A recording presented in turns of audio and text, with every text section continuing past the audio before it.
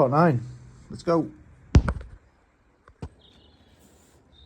Just having a look at the back brake. I was told it was dealer service. In fact, in the bump there is a receipt for fitting this, and it was done very recently, and indeed it's got some brand new shoes in.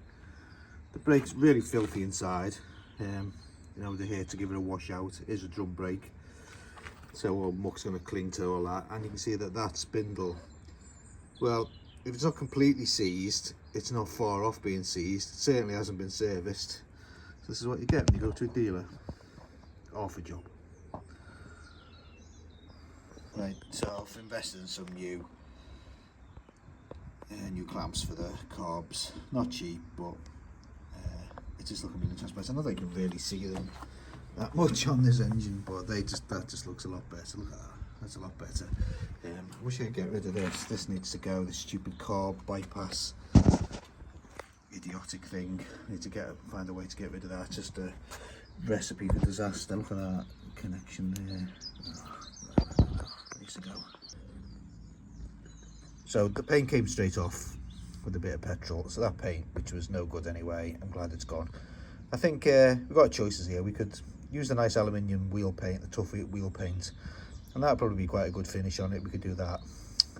But I'm tempted just to put it on the polisher. Actually, it looks pretty good. I can't see it badly scratched, so I quite like a polished faceplate. I think it looks quite smart. So I think we'll stick on a polisher. We'll see if it comes up. If it doesn't work, we'll go down paint.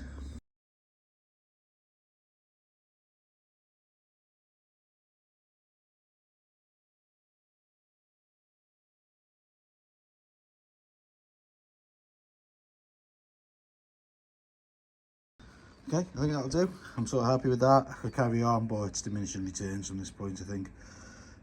It's looking a billion times better than it was.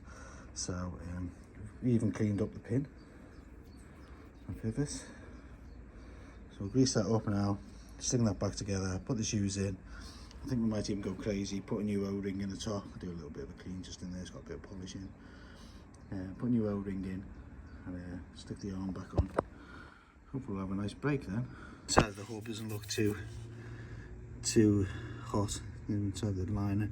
I think let's give that a wire brush and a quick rub, some emery and some brake cleaner, so that it's not contaminated in any way. What I do is knock the top off the aerosol, which is the most expensive. Bloody brake cleaner costs a fortune.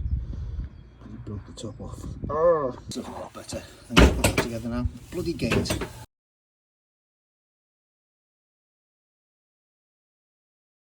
Okay, so we've mocked all that up. It's looking good. You happy with that?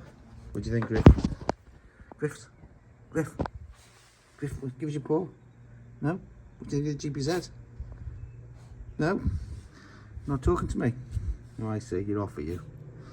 Where you going? You looking for? Airbox in. Spare you that video. No one wants to see that. Should be good. Really happy with that. It's looking alright. It is slowly coming together. Well, it's a little bit of progress today. I think we've got the airbox settled in now. So put the sides on, still some screws missing, screws not right, but it's sort of there.